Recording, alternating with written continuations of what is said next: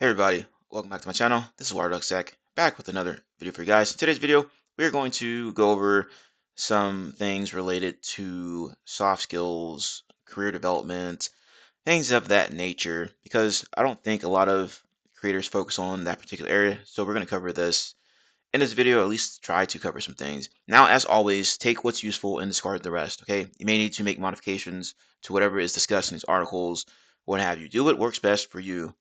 But let's go ahead and dive into it.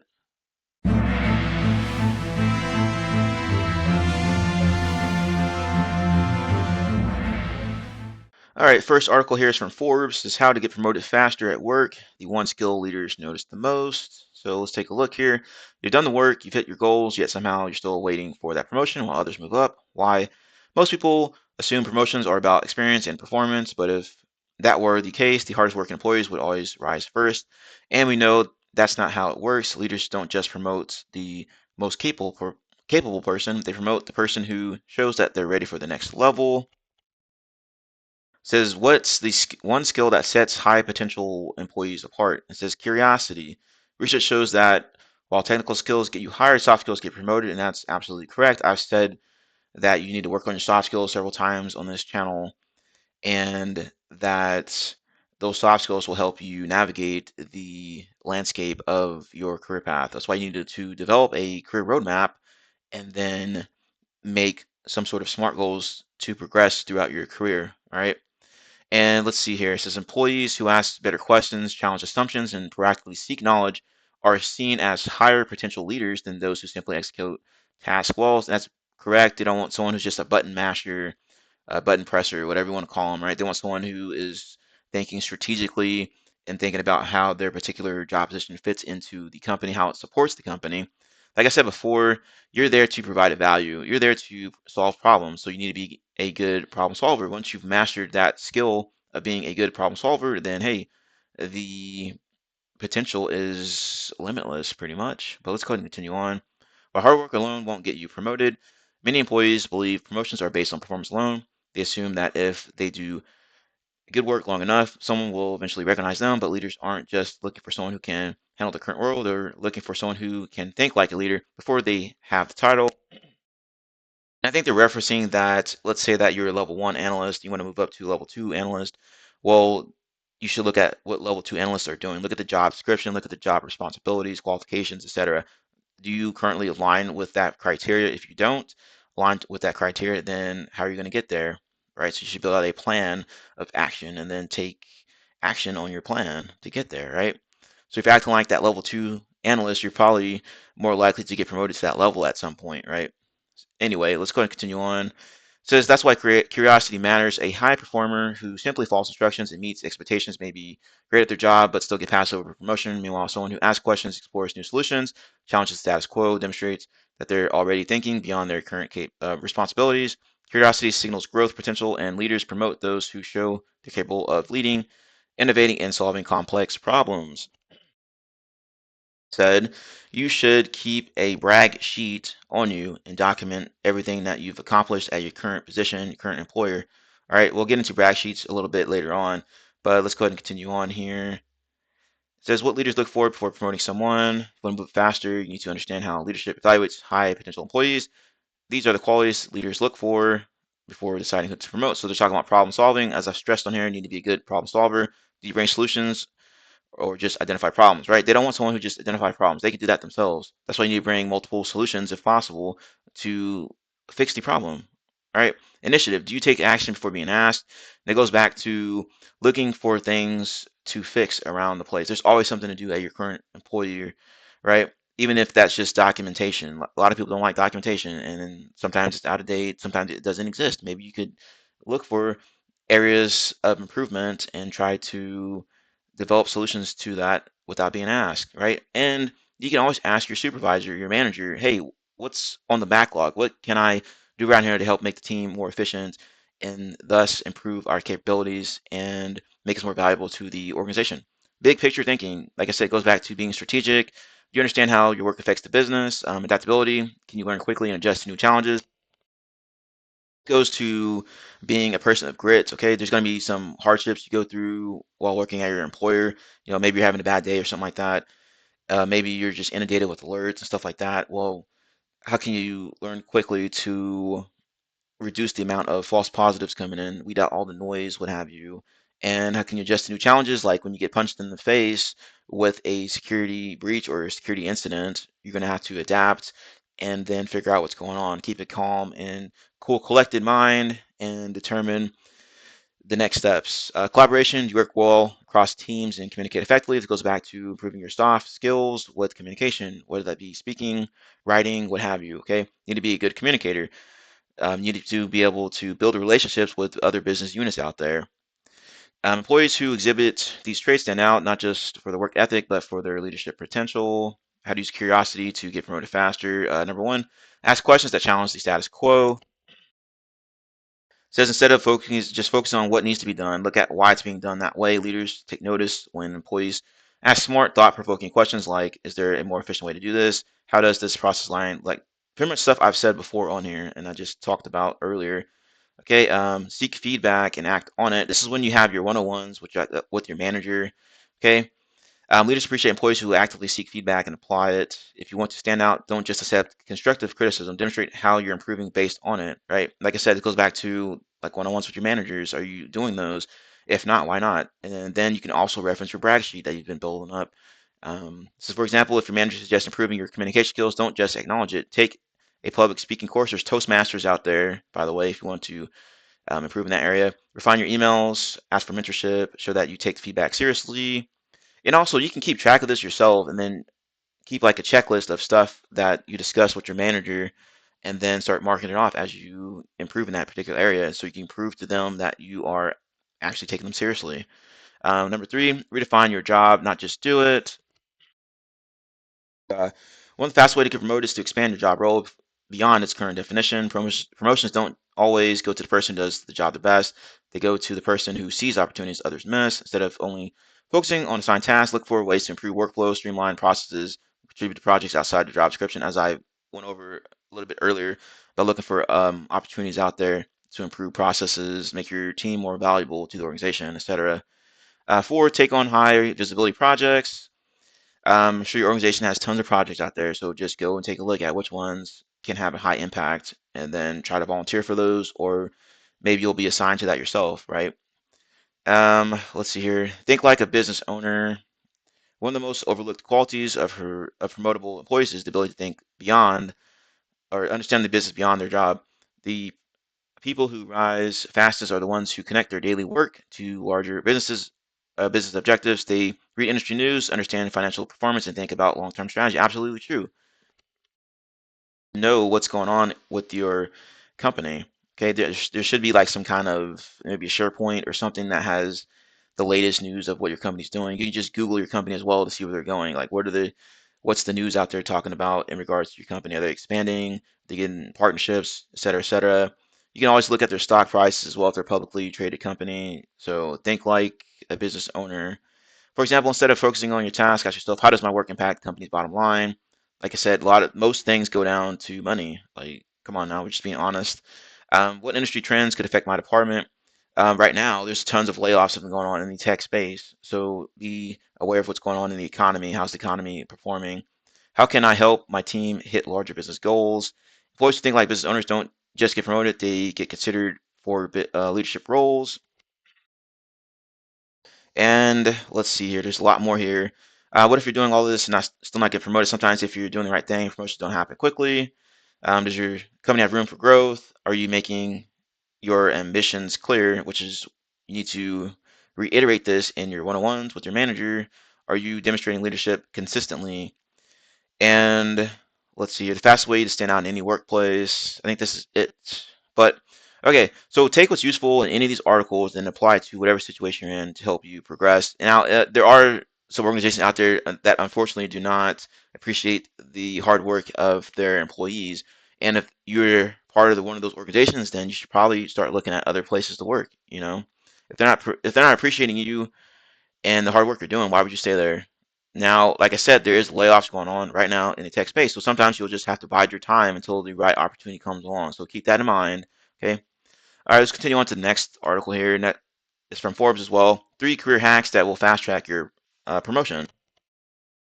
So let's see what they're talking about here. Do you feel like you've been constantly doing your job well, but can't land that promotion? Maybe you're secretly aiming for a leadership role, but clueless about how to get started. Truth is, being great at what you do isn't always enough. Yada yada yada.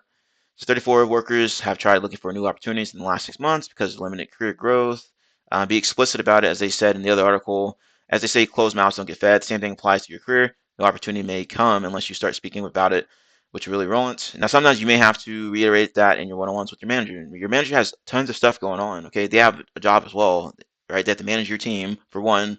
Secondly, they may be inundated with emails, calls, project work, you name it. This is why you need to have your brag sheet up to date and keeping track of what you're doing around there. That way you can bring it up and use that as data of what you've done around the organization, done for the team, et cetera, et cetera. I'm not going to read through all this here, but I'll have all the links in the description as usual. Work with your boss and team to build a roadmap to get there. Now, look at that, building a roadmap, as I've said on here several times on here, and keep reiterating. All right. So you should know how to build a roadmap. If you do not know how to build a roadmap, I recommend browsing through my channel or just using your Google Fu skills or using your Chat GPT skills to help create a roadmap. Okay. Just ask about leadership opportunities and the skills or certifications required. Seeking feedback, especially on areas where you need to improve, can help define your focus.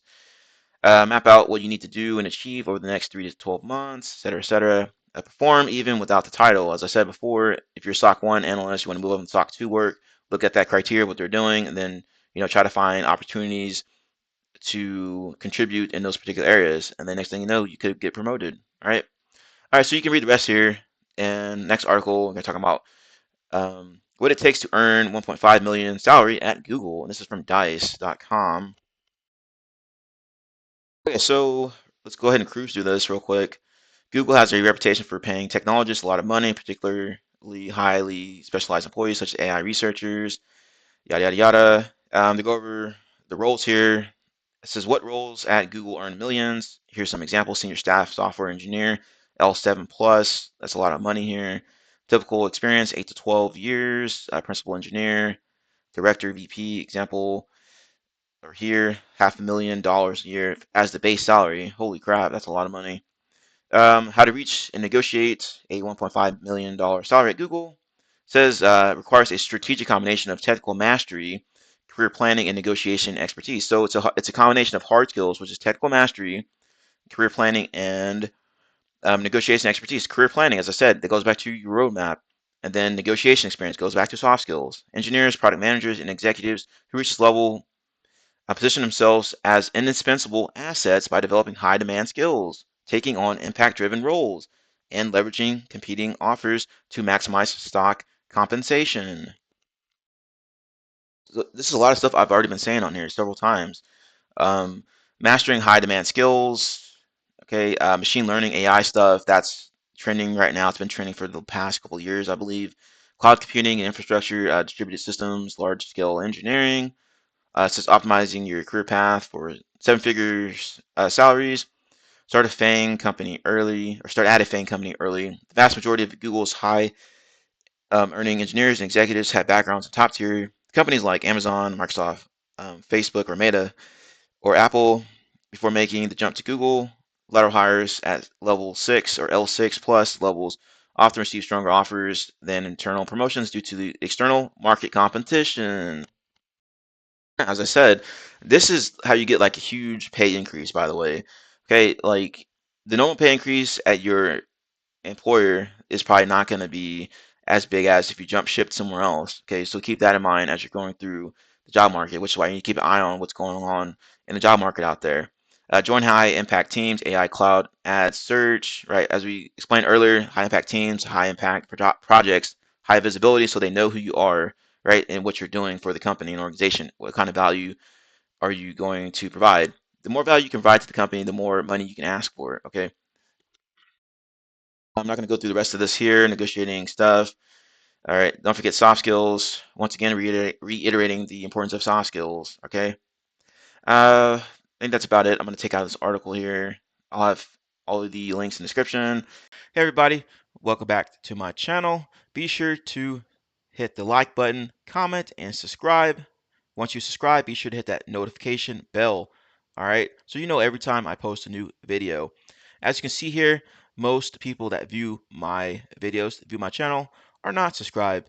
Now, if you do subscribe, it will help me get into the YouTube algorithm so that we can continue to grow our glorious community here. As always, thank you all for taking the time to watch. Have a nice day and enjoy the video. Next one is from Forbes as well. 3 high income skills to make money online in 2025. So let's see what they're talking about here. They're talking about freelancer work, apparently. And since most people associate high income skills with AI, software development, or cybersecurity, but in doing this, we unfortunately run the risk of overlooking other critical skills which don't require any technical background at all. The freelancers who succeed in a competitive job market, even when there's millions of other freelancers in the same or similar space, are the ones that share these overlooked skills but powerful high income skills. So we have persuasive communication. Let's see what they're talking about here. So there are plenty of good products out there that hardly gain any visibility because the freelance professionals behind them, regardless of how skilled they are not good at communicating. Once again, it goes back to being a good communicator. Persuasive communication is one of the most essential high income skills because this enables you to sell anything that is in demand and gain traction. Okay, learn about how to sell things, learn how to be a good salesperson. Okay, that can help you in your career. Also, if you plan on being a freelancer or even in work for a organization, okay, full-time employee. Um, so it says to help others in return for profit. So why not invest in learning how to negotiate and persuade? This skill can be a game changer in your business, et cetera, et cetera. Let's see here. Strategic thinking, another skill set that creates a paradigm shift in the way you work as a freelancer. Strategic thinking. While persuasive communication helps you build income, strategy is the skill that multiplies your income. Most freelancers and entrepreneurs work hard, but those who acquire long-term wealth think and work smart. So let's see what they're talking about here.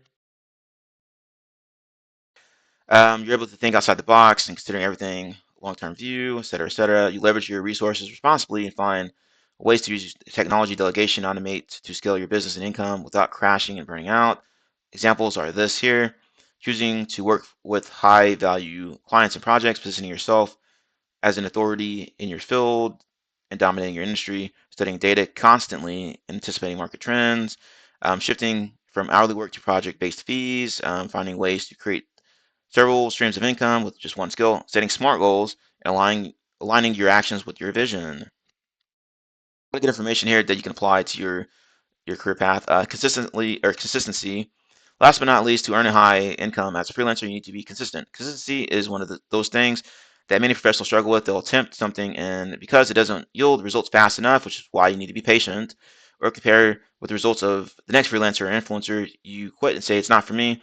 Don't buy into this mentality because you will get nowhere in your career with this thinking. This goes back to being a person of grit, okay? Like I said, you're gonna have hardships throughout your career. You just need to adapt and overcome the situation, right? Find ways of solving the problem at hand. I think that's it. I'm going to take out of this. And also, be sure to network with other people. Okay, there's plenty of ways to network. You can network on LinkedIn. There's Discords out there. You can get active with those as well. Okay, so find opportunities where you can network with other people and build those relationships. You don't ever know where someone's going to be 10 years from now, 5 years from now, whatever. Okay, but that can come in handy as you progress throughout your career. All right, next one is soft skills for the job market by TCM Security, which I've mentioned on this channel before. So check out this course. It's completely free, as you can see there, and it goes over all kinds of stuff in here about soft skills, building this stuff up. Okay, I'm not gonna go through this again, but I'll have the link in the description box if you want to go through and check it out. Highly recommend going in and checking it out. I'm going to do this at some point as well. I know TCM Security has good courses because I signed up for several courses and also have several other um, certifications. So let's see here. Brag sheet, quick Google search. What is a brag sheet? A document students create to highlight their accomplishments, skills, and experiences, serving as quick reference for teachers or counselors, blah, blah, blah. You can apply this to the work environment, so keeping track of your accomplishments at your current organization. Then we have your performance evaluations or one-on-ones with your managers. Reference that brag sheet. That's going to be the data that you're going to reference and then provide that to your supervisor or manager so that you can have enough data to help your case. Okay. Anyway, you get the gist of brag sheet. Just use your Google skills to figure out how to create one. You can also reference one from HackerOne. Okay. I'm not going to go through this, but they have a template that you can use, which is here. So the brag document template, goal of this document is to show the effects of what you did this year, the value you have, and the effect you have on the company, etc., etc. But yeah, so use these templates as examples, make modifications as needed, okay? And that is it. Hopefully y'all enjoyed this video. Thank you all for your continued support as usual. If you enjoyed the video, be sure to like, comment, subscribe, hit the notification bell as well. Thank you all. Have a nice day, and I will see you later.